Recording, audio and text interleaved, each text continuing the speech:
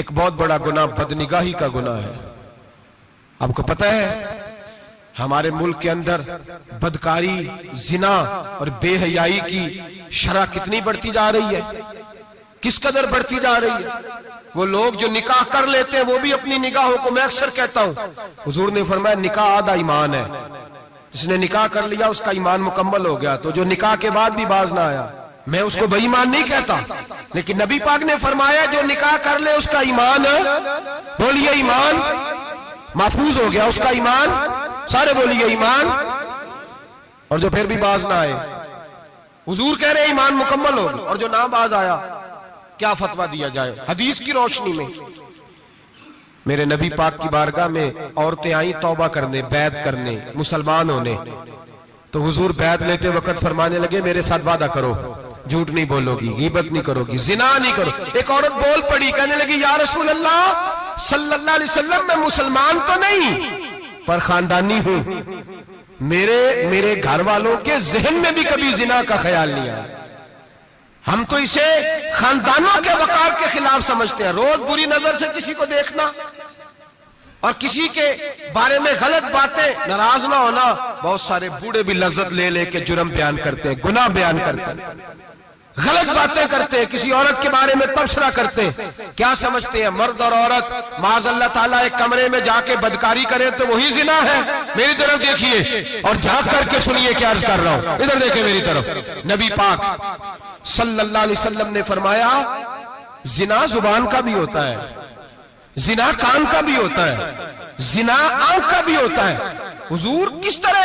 फरमाया जिसने गंद देखा उसने आंख का जिना किया, जिसने लज्जत लेके सुना, चुप नहीं कराया, पूरी बात सुनी, वो भी जानी है।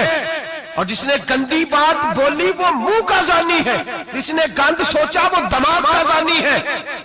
और जानी को सबसे पहली सजा अल्लाह ये देता है कि सजदे की लज्जत छीन लेता है, इबादत का सुरूर छीन लेता है, उसका नमाज में दिल नहीं लगता। कुरान में सबसे पहली सजा उसे अल्लाह अपने दरवाजे से दूर कर देता है। भाइयों आज हमारे सजदे बेकैफ हैं, आज लोग गलत जगह पे घंटों बैठे रहते हैं। मस्जिदों में लोगों के दिलों को घबराहट होती है, लोग भागते हैं। मेरे नबी पाक ने फरमाया तो नजर को पाक कर ले, अल्लाह तेरी इबादत में लज्जत पैदा फरमा देगा। मेरे भाई याद रख ले और सुन ले, सबसे कमजोर आदमी वो है जिसका जहन पाक नहीं, सबसे कमजोर आदमी वो है जो किरदार का गलत है। एक बात मैंने पढ़ी, आप यकीन करें मेरा दिल करे कि मैं आग लगा दूं इस उन्वान को जिस पे गंदगी लिखी जाती है, उन अखबारों को, उन चीजों को जिस पे गंद लोगों के दिलों में।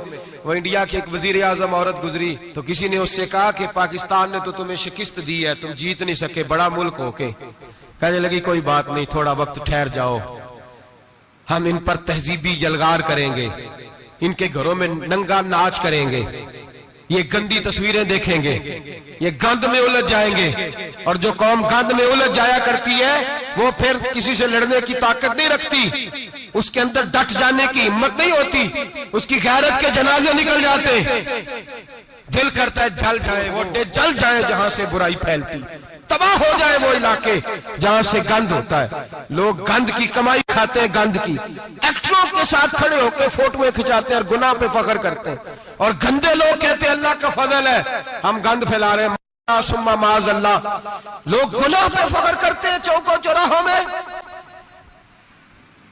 मोहम्मद बिन कासिम आए हिंदुस्तान पे राजा दहर के मुकाबले में, नौजवान मेरी तरफ देखे और सही होके बैठे, खासे सही होके बैठे, तकरीर नहीं कर रहा, जज्बात का, मेरे जज्बात सुने, दिल के फपूले जल रहे हैं सीने के दाग से। अल्लाह की कसम रूह की गहराई से बात कर रहा हूं, वो बात कर रहा हूं जो सीना कह रहा है कि फट जाए और कहना ना पड़े।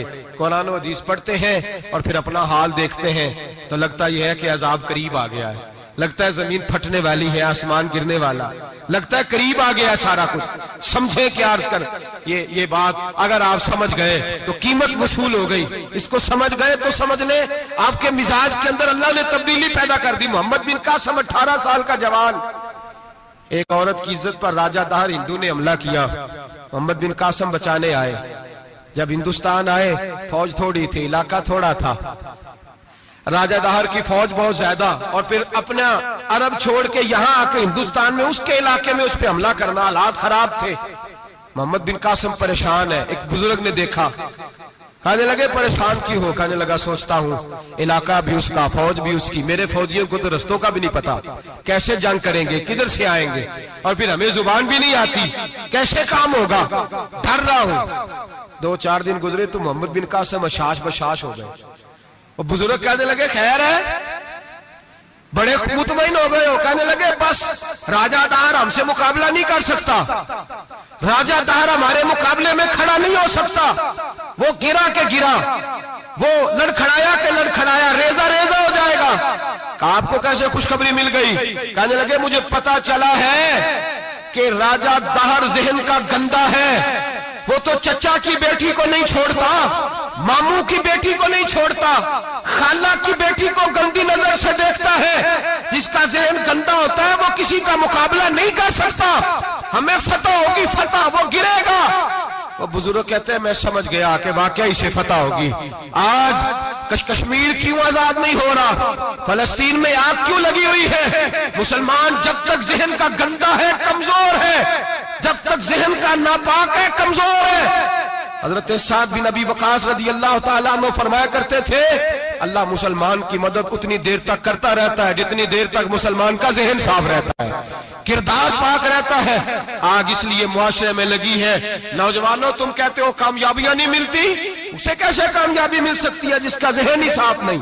वो कैसे दुनिया की बाजी जीत सकता है जिसकी निगाह ही पाक नहीं? वो कैसे आगे बढ़ सकता है जिसके किरदार में पाकीज़गी नहीं? अपने आप को पाक कर लो, अल्लाह हर मुश्किल में तुम्हारी मदद फरमाएगा, हर रास्ते में तुम्हारी मदद फरमाएगा। और मैंने कहा जब आदमी नापाक होता है तो रब करीम उससे इबादत की लज्जत छीन लेता है। और अल्लाह की सबसे बड़ी सजा यह है कि किसी को सजदा न लंबा करना दे। रब करीम सबसे ज्यादा उससे नाराज है जिसको कुरान पाक के खोलने की तौफीक ना हो। सबसे ज्यादा रब करीम उस शख्स से नाराज है जो अल्लाह की बारगाह में झुकने की लज्जत छोड़ जाए। मेरे नबी पाक सैयद आलम अलैहिस्सलाम के सहाबा लंबी इबादतें करते थे, लंबी। किसी ने कहा था रूम के बादशाह थे कि ये मुसलमान फाते क्यों हो जाते हैं?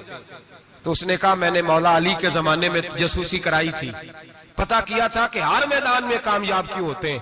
तो कहते मैंने देखा ये दिन के मुजाहिद होते हैं पर रात के आबिद होते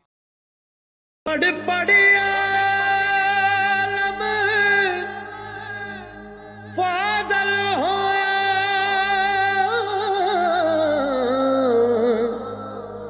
कदे अपने आप नू पढ़िया ही नहीं। जा जा वड़दा मंदिर मसीती हो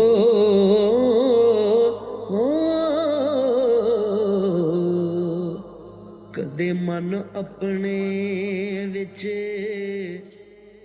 वड़े आई नहीं।